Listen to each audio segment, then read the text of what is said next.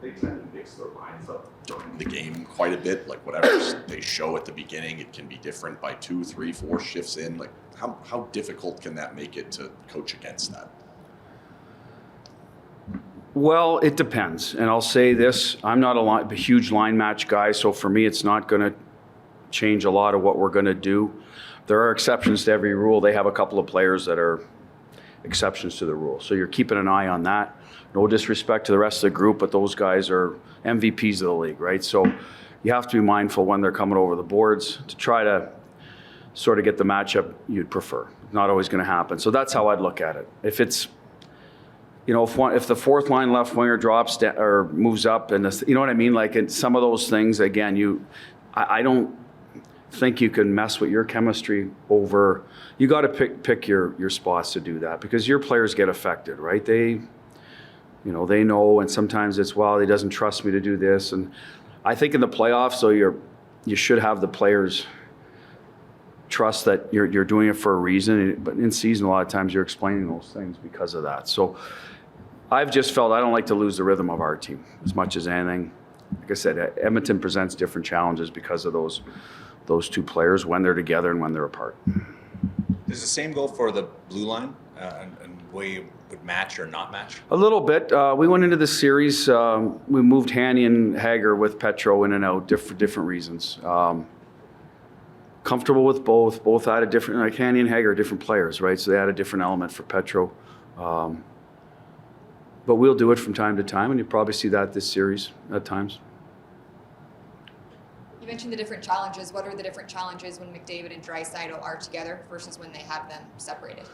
Well, you've got two guys that play a terrific two-man game, so full alert.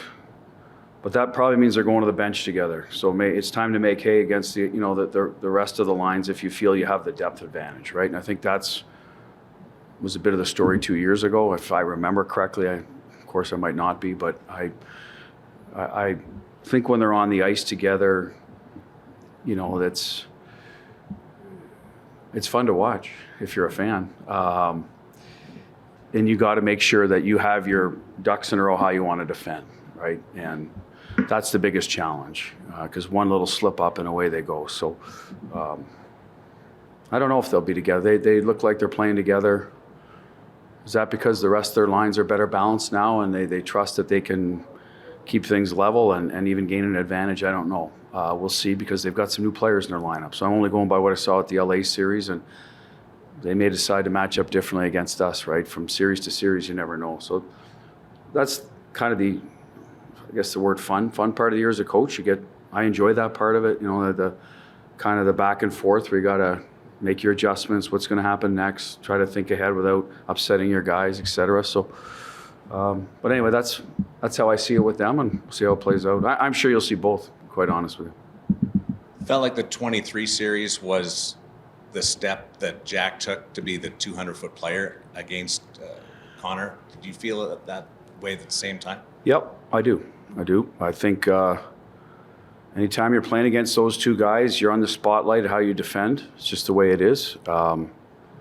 It's like playing against McKinnon and Makar, right? When those guys are drivers, and it's a forward and a D, but still, same sort of challenges. And if you can get it done, you're going to get you should get a pat in the back because it's not easy. And you got to be willing to do it. You got to have the ability to do it. Like one thing Jack, I think, showed the world, he can skate, and he's strong enough to check against those elite players.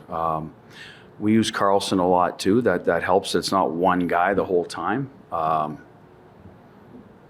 So that'll be what we'll look to do again. We have two great defensive center amongst other players, but two guys that really do it well. And I thought they did that series for the most part. I mean, if you look back, didn't Draisaitl have 4 goals the first game? So I'm not going to sit here and say we did a great job, but as the series got better, we did a better and better job, I guess is how I look at it. He had 6 in the first 2 games, by the way. 6? Yeah, and then he had... Is that all? None after that. But they lost the first game. Yeah. So you can have 10 if you lose, right? I guess I'm looking at the glass was half full. We found a way to win even though we got 4 goals. That's probably a night of not getting any sleep as a coach. But you're still trying to enjoy the moment. But man, this guy just got 4 goals. We got to do a better job. But anyway, I digress. But that's kind of what I wanted to ask you, because when you were answering before, you were like, if I remember right, and I'm curious what your institutional knowledge is and how much that plays into it, right? Like almost like a book, right, that a catcher or a hitter has on a pitcher. Do you have a book, and can you call on it when you go into a series like this? Well, I'm going to use that series. Whatever worked for us to our advantage. I think we'll start delving into it more as it goes along. I think you can't overreact to game one. I don't know. Their lines could be completely different. They finished with Pickard. Is it Skinner? There's so many. They could change pairs because they like a certain matchup. So, give the guys something to work off of, and let's go to work. I always believe after game one, okay, now I've seen a little more of it's real. Let's go. And then I think we'll look back on some of that more. But yes, I'm thinking back to different ways that we tried to control their top guys. We had a tough time with their power play early. As it went along, we took some things away, I thought, that helped us kill better. So yes, and we'll look at that. Now, they've changed a bit of that, where their structure, their PP, there's still a lot of the same guys on it. So I'd be curious to see how that goes. They obviously scored against LA and did a good job, and LA kills completely different us. So we can't take that template, even if it went well. They're very aggressive. We're a little more, zone-oriented type of thing. So, but those are a couple examples. But yes, we'll go back and look at it. We might even pull up video on it as coaches. It might get to that. But it kind of depends how we're doing, right? You don't want to go back and mess with a good thing either. And we've got some people that have changed in our lineup too there. But we do have a lot of the same D-core and the same goalies. So some of that defensive zone coverage, my guess, will be revisited. You got to see a couple games of Eichel, Stone, and Carlson together, and so I'm assuming the concern there is always how the depth is going to deal with that and how much you're robbing from the rest of it. How do you think that went, and how did the depth do? Well, I thought we did fine, and some of that is that Howie can play center, and he's a 20-goal scorer in the middle of the ice. So there's a pretty good replacement part there. So I thought we did. I thought what did happen is our top guys outplayed their top guys, at least on the score sheet. Like I said, always the analytics and all that, but at the end of the day, they found the score sheet in the second half of the series, their top guys more in the first half. So that's the way it played out. So the rest of it, I thought the Hartman-Foligno pair did a good job against us. They were hard. They went to the net. I don't know that's necessary. That's just a product of them playing to their strengths. I don't know if a forward line can necessarily cancel that. That's when your D have to be heavy in front, et cetera, and you're clearing rebounds. So, but the rest of our depth, I don't know. I'd have to revisit it. Ken, I'm kind of moved on from Minnesota, to be honest. We're trying to focus on Edmonton. I'm always pleased with our depth. I think that's why we're a first-place team. We don't rely on – we need our best players to play well, don't get me wrong, but we're comfortable using different people in important spots and feel they'll respond. Bruce, on every team, there's guys that keep the culture, right? When you were in Boston, it was Bergeron and Char. They explained what the Bruins were about, and they brought the new people in. Is William Carlson one of those people because he's been here from the very beginning?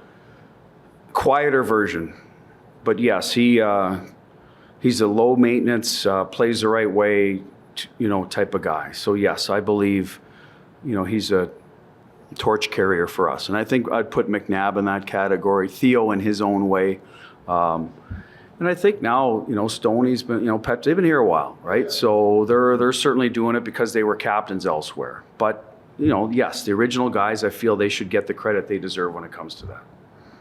How pleased have you been with Carlson's consistency throughout the course of the season, and even this past week having to change positions, still raising up to that level? Yeah, well, he's had unfortunately some injuries this year, so he was in and out, and now we're pushing him to the wing. So, but as I just said, no maintenance, right? He's going to do what's best for the team, and he gets to play with Jack and Stoney, so it's kind of a nice, it's a nice perk. Those are guys with the puck a lot; they make plays, so.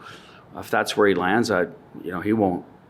He's just going to play. That's who he is. And if he ends up back in the middle checking McDavid for 7 straight games or whatever it is, that's what he's going to do. So that's the great part as a coach, having a no-maintenance guys like that are team first and are just going to do it, whatever makes the team win. So happy to have him healthy. I think last year was fair to say he was not healthy in the playoffs.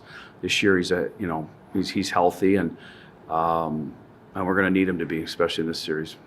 For a guy like Brandon Saad, who didn't jump off the score sheet, but from an eye test standpoint, it looked like he had a great series. How would you evaluate him and what he brings to your team? I agree with you. I thought he a little unlucky around the net. I thought he created lots of opportunities for himself. He's good at that. He's got deceptive speed. He gets through the middle of the ice as well as anybody I've seen in terms with the puck out of a pile where you're kind of expecting nothing to happen. So a couple of really good looks in Game 6. He was in alone on his off wing, one shorthanded. So I like his game. He's a veteran guy again. That no maintenance. He knows what it takes. He's been there, won in Chicago. So a good piece to the puzzle for us. And he's done what we've asked and expected. To be quite honest, he's again consistent, reliable player for us, and I suspect he'll get going a little more offensively in terms of get in the back of the net if he continues to get those chances, because he's scored at this level and it's just a matter of time.